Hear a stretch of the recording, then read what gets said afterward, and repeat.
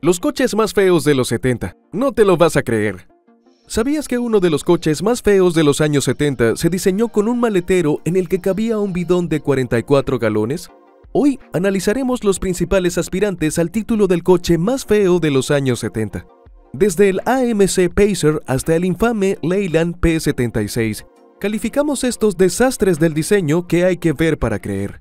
No te pierdas porque el coche número 1 de nuestra lista se ha ganado un lugar especial en la infamia automovilística y descubre el impacto sorprendentemente significativo que estos adefesios han tenido en la cultura del automóvil y las tendencias de diseño. Número 7. Leyland P76 de 1973. El Leyland P76 de 1973 es famoso por figurar entre los coches más feos de la década de 1970. A menudo recordado por su diseño poco convencional y su estética cuestionable. Fabricado por Leyland Australia, se introdujo en una época en la que los fabricantes de automóviles experimentaban con estilos atrevidos, pero el P76 podría haber ido demasiado lejos.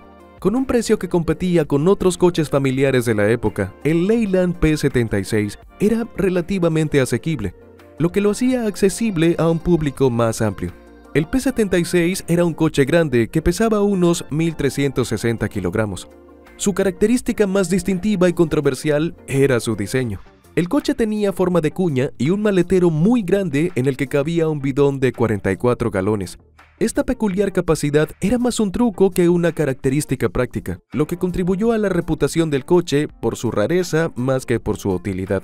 La estética del coche estaba marcada por una postura incómoda, con proporciones que parecían desajustadas, un largo voladizo delantero y una parte trasera truncada. Estas opciones de diseño, que pretendían ser innovadoras, fueron percibidas como poco atractivas, lo que convirtió al Leyland P76 en uno de los coches más feos de la década de 1970. Su aspecto, combinado con problemas de control de calidad, selló su destino en la historia del automóvil con un memorable paso en falso. Número 6. 1975 British Leyland Princess. Uno de los automóviles más feos de los años 70 fue, sin duda, el British Leyland Princess de 1975, pero de una forma de la que la mayoría de la gente no presumiría. El Princess tenía una extraña forma de cuña, algo que no se esperaba entonces y que no se puso de moda en absoluto. Parecía más un utilitario, pero no lo era. Esto desanimó a los compradores potenciales. Su propia forma contribuyó en gran medida a su etiqueta de coche feo porque chocaba con los diseños más convencionales de la época. Debajo del capó, el Princess tampoco era tan impresionante. Tenía varias opciones de motor, desde un modesto 1,8 litros hasta un motor de 2,2 litros.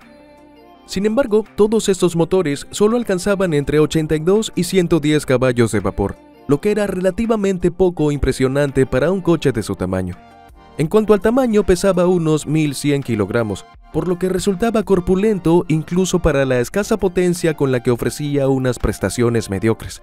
Si su diseño exterior no le favorecía especialmente, quizás lo que lo hacía grotesco era también la poca practicidad de su maletero, al que se accedía a través de una pequeña tapa, haciéndolo tan agobiante como poco atractivo. ¿Qué decir del British Leyland Princess de 1975?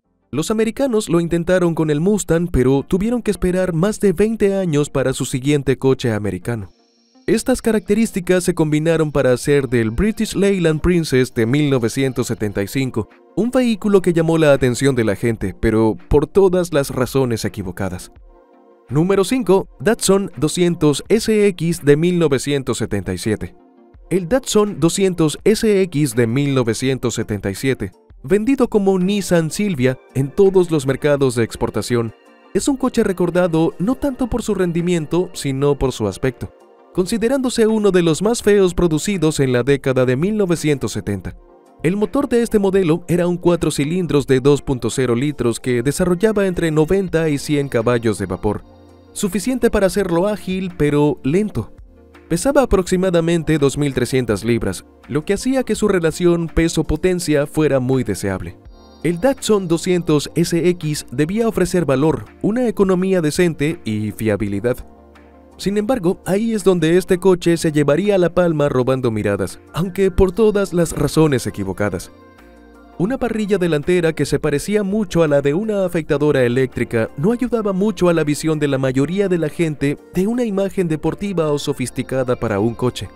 Además, el pilar C era anormalmente prominente, lo que le hacía interferir con una buena parte de la visibilidad trasera y arruinar aún más las proporciones. La construcción general del 200 SX estuvo marcada por un intento de ser futurista, pero terminó resultando inconexa y poco atractiva. El diseño del coche nunca llegó a encajar del todo. Daba la sensación de estar pegado en lugar de integrado. Este aspecto chapucero contribuyó en gran medida a que el coche ganara notoriedad, como uno de los más feos de la década, que se mantuvo por encima de sus virtudes mecánicas y prácticas. Y si tenemos esto en cuenta, es una lástima que el estilo se contraponga al hecho de que ofrecía un rendimiento y una manejabilidad bastante aceptable a un precio decente. Número 4. 1977 Leata Caballero. El Leata Caballero de 1977 es un coche peculiar que destaca entre los coches de la década de los años 70, a menudo recordado no por su rendimiento e innovación, sino por su estética cuestionable. Construido en Post Falls, Idaho por Donald E. Steinbach, este coche era esencialmente un Chevrolet Chevette muy modificado, que a su vez era un coche compacto, básico y barato. La visión de Steinbach para el Leata Caballero implicaba añadir alrededor de 350 libras de bondo y fibra de vidrio para imitar elementos de diseños de coches más prestigiosos como el Montecarlo de primera generación. Esta personalización pretendía crear una apariencia lujosa, pero dio como resultado un aspecto bastante torpe y desproporcionado. El Leata presentaba una extraña mezcla de rasgos de estilo que no combinaban bien, lo que contribuyó en gran medida a su reputación de coche feo. Con un precio casi el doble que el Chevette, el Leata Caballero no consiguió ofrecer valor ni atracción visual. Se vendieron muy pocas unidades, alrededor de 97, lo que refleja su falta de popularidad.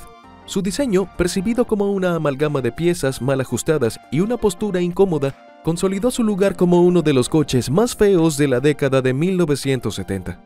Número 3. Volvo 262C de 1977. El Volvo 262C de 1977 destaca como uno de los coches más feos de la década de los 70, y por varias buenas razones. Este coche era un coupé de edición especial, parte de la serie 200 de Volvo. Tenía un diseño único que muchos encontraron poco atractivo, en gran parte debido a su techo picado que estaba rebajado unas 2.6 pulgadas. Esta alteración le daba un aspecto aplastado, haciendo que el coche pareciera torpemente desproporcionado. Bajo el capó, el Volvo 262C estaba equipado con un motor V6, que compartía con el resto de la serie 260. Este motor podía producir unos 127 caballos de fuerza, una potencia decente para la época, pero no especialmente impresionante. El coche pesaba unos 1.420 kilogramos, lo que lo hacía bastante pesado y afectaba tanto a su rendimiento como a su eficiencia de combustible. Su diseño exterior, con una línea de techo baja y una forma algo cuadrada, no le gustó a los consumidores, lo que dificultó su venta. La estética del Volvo 262C fue principalmente lo que lo llevó a la lista de los coches más feos. Su diseño era el resultado de la colaboración con la firma italiana Bertone, pero el reducido espacio para la cabeza y las extrañas proporciones no encajaban bien con el tradicional énfasis de Volvo en la practicidad y la funcionalidad.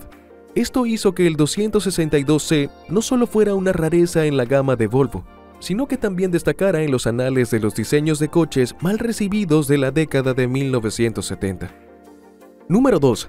1978 Oldsmobile Cutlass Aerobac.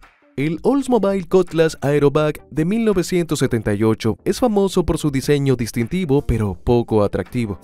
Introducido durante un período en el que los fabricantes de automóviles estaban tratando de innovar con estilos europeos, el diseño del Aerobac trató de mezclar un cuerpo sedán con la elegancia de un portón trasero, pero el resultado estaba lejos de ser exitoso.